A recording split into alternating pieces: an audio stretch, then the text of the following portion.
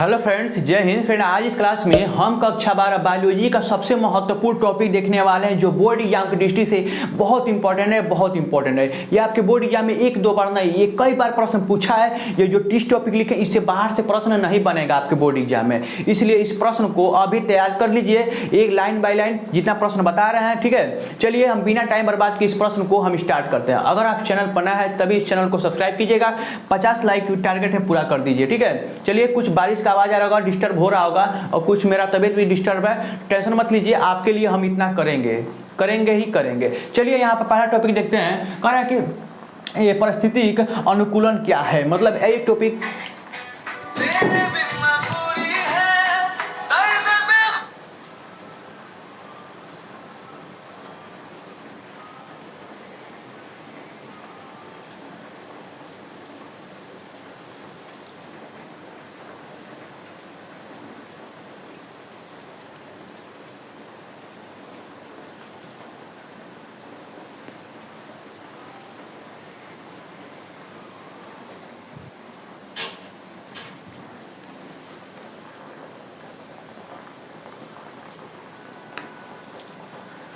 Hello friends, जय Hind. Friend, आज इस क्लास में हम कक्षा 12 बायोलॉजी का लगभग 30 महत्वपूर्ण देखने वाले हैं टॉपिक।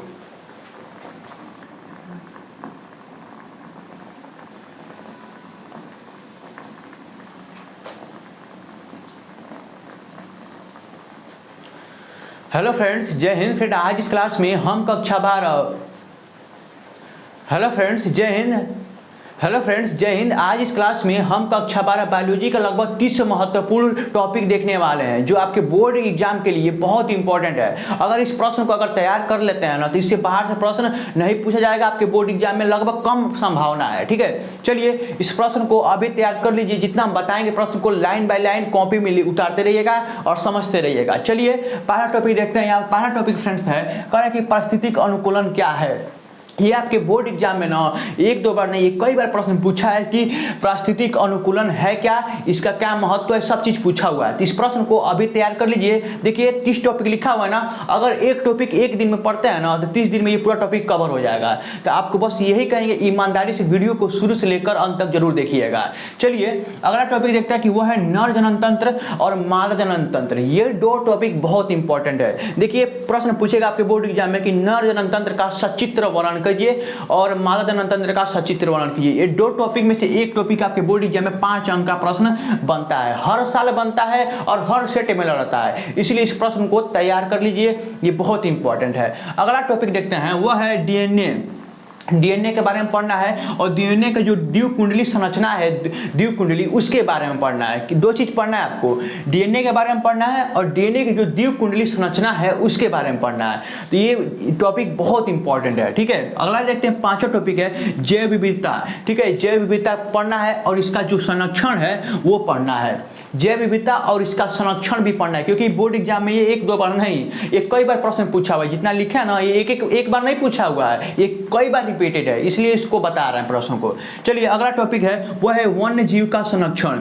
यहाँ पर जैव विविधता का संरक्षण और वन्य जीव का संरक्षण, दो टॉपिक बहुत इंपॉर्टेंट है। चलिए डीएनए का जो है पुनर्योग तकनीकी, ये भी बहुत इंपॉर्टेंट है। डीएनए के पुनर्योग तकनीकी, ये भी आपको पढ़ना है। ठीक है, ये बहुत इंपॉर्टेंट। जनसंख्या विस्फोट, ये हर सेट में इस बार लड़ा था, जनसंख्या विस्फोट का निवारण। ठीक है, इस टॉपिक को अभी तैयार कर लीजिए। देखिए ये 11 टॉपिक है ना, 11 टॉपिक को 11 दिन में, ये टॉपिक को इतना दिन में कवर करिएगा। जितना टॉपिक लिखा हुआ है लगभग 30 टॉपिक लिखा हुआ है, 30 दिन में आप पढ़ के खत्म कर दीजिए और बोर्ड एग्जाम में तो एकदम आपके लिए आसानी होगा, क्योंकि बोर्ड एग्जाम पास में आ चुका है।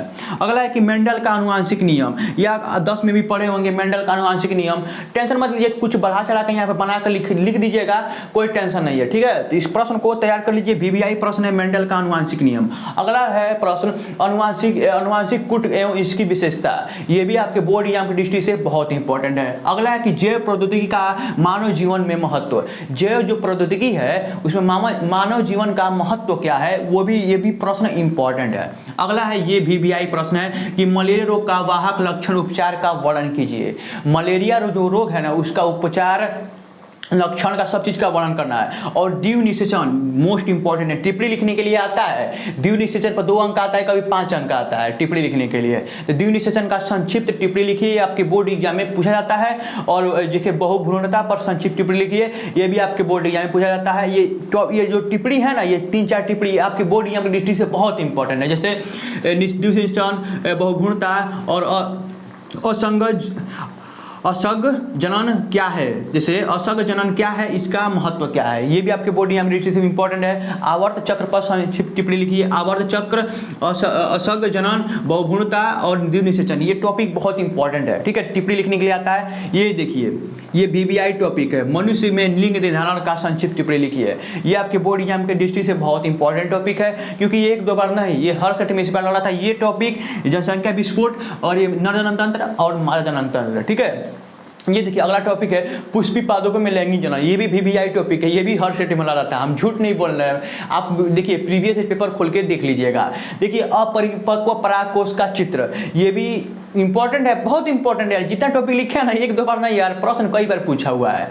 देखिए परागकण द्विव निषेचन बता चुके हैं, अनिषेक फलन, परागकण द्विव निषेचन, अनिषेक फलन, मनुष्य में यौन संबंधी रोग, ये VBI टॉपिक है। मनुष्य में यौन संबंधी रोग कौन कौन सा है वो आपको बताना है और संक्षिप्त टिप्पणी लिखना के लिए आता है। ठीक है, अगला है कि एक संकर एवं द्विव संकर के बारे में पढ़ना है। एक संकर क्या होता है, द्विव संकर क्या होता है, मेंडल का नियम, जितना भी मेंडल का नियम है, जो भी नियम दिए हैं मेंडल, उनके बारे में पढ़ लीजिएगा।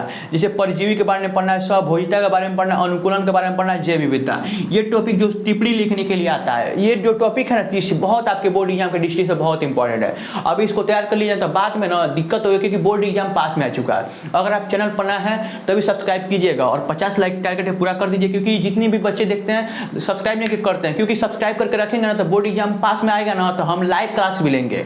बस आपको 100 सब्सक्राइब पूरा करा देना इस चैनल पर, हम लाइव क्लास तुरंत लेने लगेंगे। ठीक है, क्योंकि 100 से कम सब्सक्राइब रहेगा ना तो लाइव क्लास नहीं हो पाएगा। ठीक है, तो मिलता है अगली वीडियो में, तब तक के लिए जय हिंद, जय भारत।